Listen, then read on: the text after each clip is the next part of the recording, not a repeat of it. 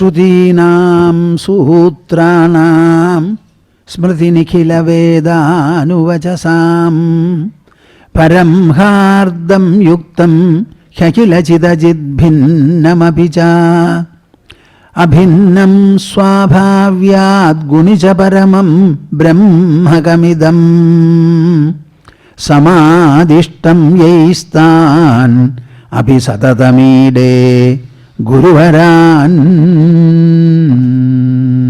Bhagyodayena Bahujanma Samarjitena Satsangame Valabhade Purusho Yadavai Ajnana Hetu Krita Moha Mahamdhakara Nasham Vidhayahi Tatodayate Vivekaha Ajnana Hetu Krita Moha Mahamdhakara Nasham Vidhayahi Tatodayate Vivekaha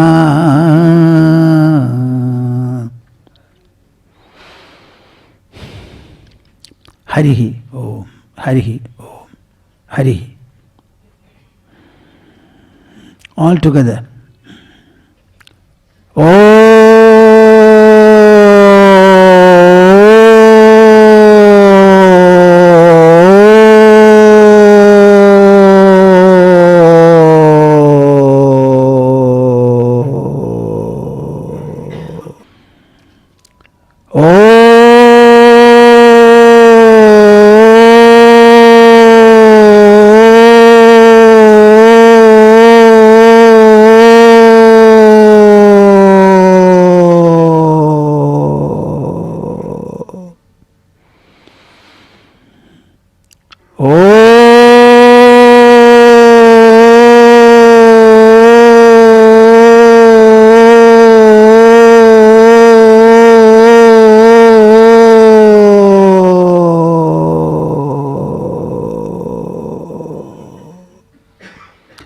Harihi Om Tat Sat. Jai Guru.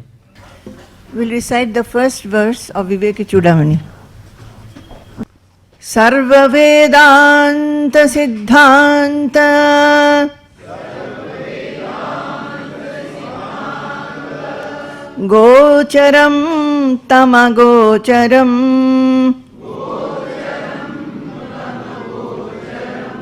Govindam Paramanandam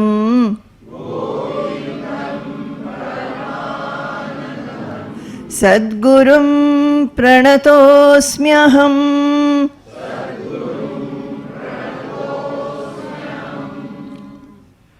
This time I will have a very leisurely association with you. I will like to speak something very, very fundamental and basic so that all of you will be able to understand the very subject of religion, philosophy, spirituality or yoga. These are the three systems of thought in our country. Religion, philosophy, spirituality and yoga. These are the only four different practices, systems or procedures. And you should know what is the essence or fundamental of all these things. I have been coming to Jamshedpur and holding discourses for the past 49 years. We have possibly discussed all the chapters of Bhagavad Gita. We have also discussed the Upanishads in the initial stages. In Gujarati Sanatan Samaj Hall, I used to take Mundagopanishad, Kathopanishad, etc. Very recently, our Swamiji, Nuttun Swamiji came here and discussed Upanishads under the caption, The Voice of the Upanishads. Jamshedpur is a very blessed city. As it is the premier steel city, it is also the premier spiritual city. Some of the people who go abroad, particularly to the United States, had come to the ashram and they were asking me, we are all Hindus, we are going abroad. When people ask us what is Hinduism, what shall we say? Except that people are born in the Hindu families, there is nothing to entitle them to be a Hindu. So I used to tell them The whole of Hinduism can be presented in a capsule. Simply in a capsule. Consider Hinduism to be first of all a dharma. What is a dharma? A kind of a pursuit which you will have to preserve and adhere to, as a result of which your life will become enriched, empowered, elevated, enlightened and fulfilled. It does not deal with what you are doing and where is the field of your work. It only tells you, you the individual, whatever you perform, that performance will have to be enriching you and enriching the society. So it is a personality enrichment process. The word enrichment is very simple. Is there anybody in this world whose personality he will not like to be enriched? As his beauty, as his gold, as his goodness, so is enrichment. Goodness is good indeed, bad is bad indeed. Love is lovable, hate is hateable. There is nobody who does not like love, being loved and loving. Many of you have the trap, you like to be loved, but you don't like to love. Suppose you start loving even your enemies. The enemy may be sleepless, but because of your fondness for him, you will be sleeping very well. Love is lovable and hate is loading, it's always irritating. Let us understand virtues. The entire dharma can be given in the form of a capsule.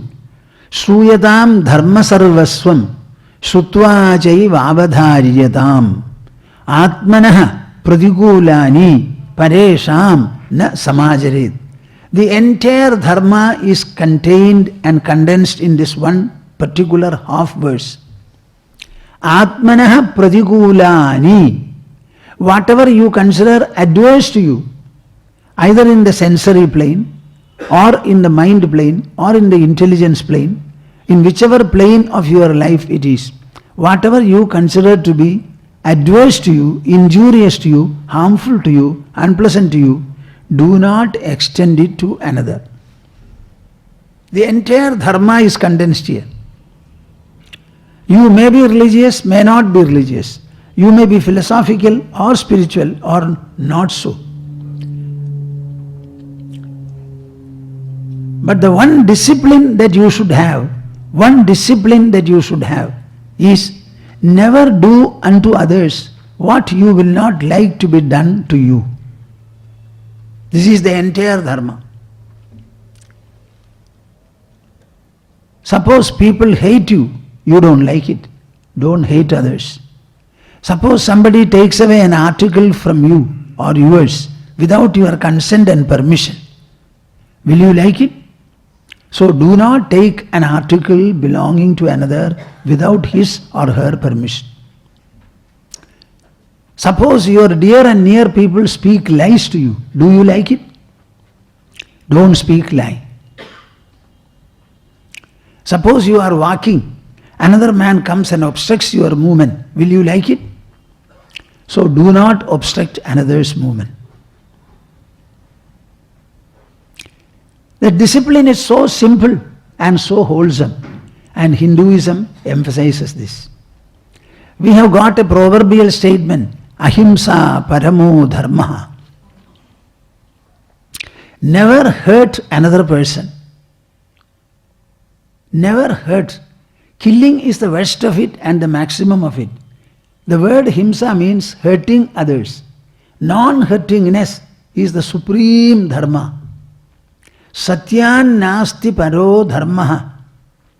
There is no dharma or virtue or discipline greater than being truthful. Now don't ask me what is Hinduism. You take any one of these propositions, then it becomes the code for us. Our dharma is a long tested and verified pursuit. The first thoughts on dharma began in the prehistoric times, where in the Gangetic plain, where we started living, our forefathers started living. Human life as a civilization or as a group life can thrive only on the bank of a river, particularly those times. And the river has to be perennial. We have to use the river water for agriculture, for domestic purposes, for cooking, for everything. Any civilization upon the earth, it has been thriving only on the bank of a river. Now with modern science and technology, you can take water even into a desert. That's a different matter. And they started thinking about what is the content of life, core of life, what is our personality consisting of, how many different facets do we have? Are we surrounded by the same world everywhere on the earth? Is not the earth itself surrounded by the other constituents of the world? All these thoughts started occurring to them. They pursued the thought process and arrived at findings. These findings remained eternal because those were findings relating to the emotional needs and persuasions of the mind and the intellectual compulsions and reasons of the mind. I would like you to understand the meaning of the word culture. When I was thinking about the foundation for restoration of national values, I wanted to present it in an unassailable manner. Throughout the past 58 years I have been talking and exposing. And in all my exposition, one denominator that I have always adhered to is whatever I say should become irrefutable, understandable and practicable. And so far I think it has been so. So when I started thinking about national values and restoration, I found how can we present our values in a manner that the listener or reader will never have anything to say against it. What more? He will only have something like a mood of acceptance, irresistibility about it. I remember when I was in Calcutta in my pre-sannyasa life, Statesman was the leading newspaper. I have said it earlier also. There was a discussion on the word culture which went on for months together on the newspaper. What is this culture? I would like to say culture is an incorrigible influence that is operating on the individual personality. That is called culture. It becomes a culture only when it becomes incorrigible, irresistible, self-operative, compulsory. Culture is inherited. It is also developed. First it was developed, then it was inherited, bequeathed and inherited. Now we all have a certain cultural refinement in us. In some it may be more, in some it may be less. So I looked into the meaning and I found that art and other manifestations, be with me, art and other manifestations of the intellectual achievement of a society. Mark the words. Something can become culture only when it has the stamp of approval of the intelligence. And the intelligence is given to reasoning and rationality. Art and other manifestations. The culture is not something silent, it is very vibrant. It has to be expressed, manifest, obvious. If you are a cultured person, it will be visible in your dress habit. The manner in which you keep your face, which you cannot see, others will see. They see only your face. So the manner in which you dress, the manner in which you walk, the manner in which you talk, the humility, the respect, and so many other factors associated with you. So culture has to be manifest and it has to be an art. What is meant by an art? An art is a well-processed presentation. See, what is music? It's an artful presentation, display of our voice. We generally speak, and okay, anybody can speak in any manner. As long as words are there, ideas are there, others will understand. But if you speak with a diction, with an elevation, with a modulation, then it becomes a kind of a speech technology. Dramatists will have to modulate their voice very artfully and effectively. So an art, the intelligence will have to come. Just imagine the types of dress we have evolved for our dancing purposes. On the inaugural day we found girls beautifully dressed. What a beautiful color combination it was. Now intelligence will have to think and find out what kind of a dress will look and what will be the best, etc. That is why the culture is said to be the art and other manifestations of the intellectual achievement of a society. Whenever I speak about culture, you cannot come up and then say it is uncivilized. Intelligence is the highest faculty in the human. The outermost and the lowest are the senses, eyes, ears and the like. They are gross, they are outside. These senses are very limited. In what sense? They can only see things which are outside. My eyes can see only things opposed to it, opposite to it, opposite to them.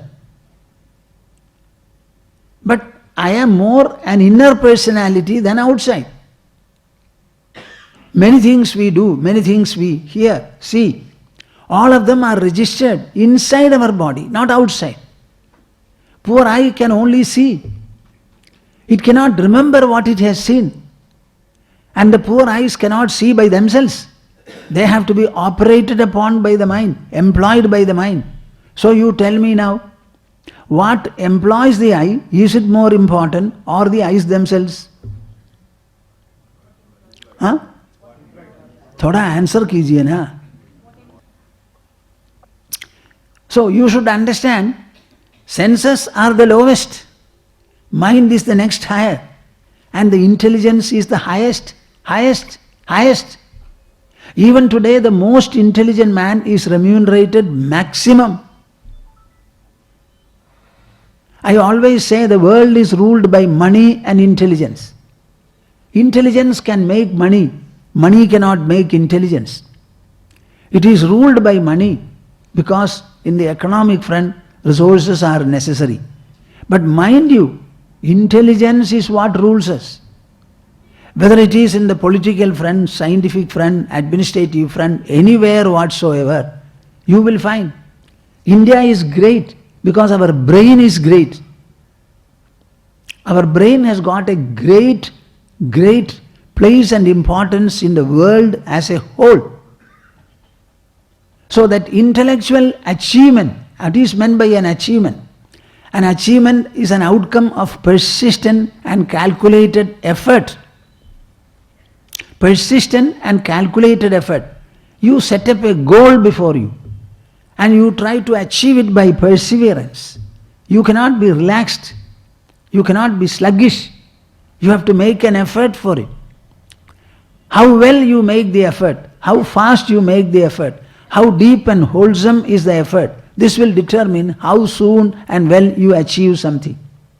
So culture is the art and other manifestations of the intellectual achievement of a society. No, something more, regarded collectively. That achievement cannot be a personal or an individualistic one. The society will have to accept it. Say fine arts like music and dance, very few people take to it. But the society has accepted it. There is something called music.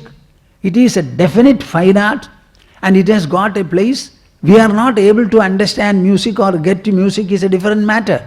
But it has certainly a place and importance and value in the civilized society. So the collective acceptance is also important. Anything of this nature becomes the culture. It is in this context, my dear souls, that I want to say that we have a great and adorable culture. And the beauty of it is that our culture is clearly recorded and documented. It is not merely a hearsay or in practice. We have got Kaudilya's Arthashastra. Arthashastra, the science of economics. We have got Natya Shastra, a Shastra written on dance, music. How many ragas have we developed? Who developed these? The human brain, the human mouth, the human vocal system. Vocal system expressed it, but the discovery and evolution took place in the level of the intelligence. So we have everything, and we have got a beautiful Ayurvedic system. How many scriptures are there? Ashtanga Hridaya, Rasaratna Samuchaya. What does it mean? It is a science dealing with mineral treatment. Every form of mineral is treated and transformed into a bhasma, something like an ash. It should float on water. They will make Swarna and Swarna Bhasma. And the Swarna Bhasma, if you put it on water, it should float. It should lose its gravity. Then only it becomes digestible to the system. This is what they have done. Then we have Charaka Samhita, Sushruta Samhita, Bhaishajya Ratnavali. All these are Ayurvedic scriptures you should understand. And everything is written in poetry, not in prose. We have got a dictionary of nouns. It is written in poetry, Amara Kosha. Can you imagine? People used to commit the whole Amara Kosha into memory. Whenever they are doubtful about whether this is masculine or feminine, just like a computer goes on searching, they will search their memory and bring Indira Lokamata Ma Rama Mangala Devata Bhargavi Lokajanani Kshirasagara Kanyaka. Now these are words, synonyms of Goddess Mahalakshmi. And it is strung in a poetic form so that you can remember it. Indira Lokamata Ma Rama Mangala Devata Bhargavi Lokajanani Kshirasagara Kanyaka. All are feminine genders. You will not find anything masculine there. So if one word you know, all the others also are feminine. Like that they developed. Can you imagine? We have got a beautiful grammar. It's all in the form of sutras. Panini's grammar, I don't know how many exactly they contain, 1,000 and odd aphorisms. The entire grammar is contained there. Is this not intellectual achievement? What else is it? So our culture is very well recorded. Where do you find them? You find them practically everywhere. Primarily our cultural source is Ramayana of Treta Yuga and Mahabharata of Dwapara Yuga. It is presented to you in the form of illustrious behavior. Ramayana is the history of the prince and king Sri Rama who ruled the land.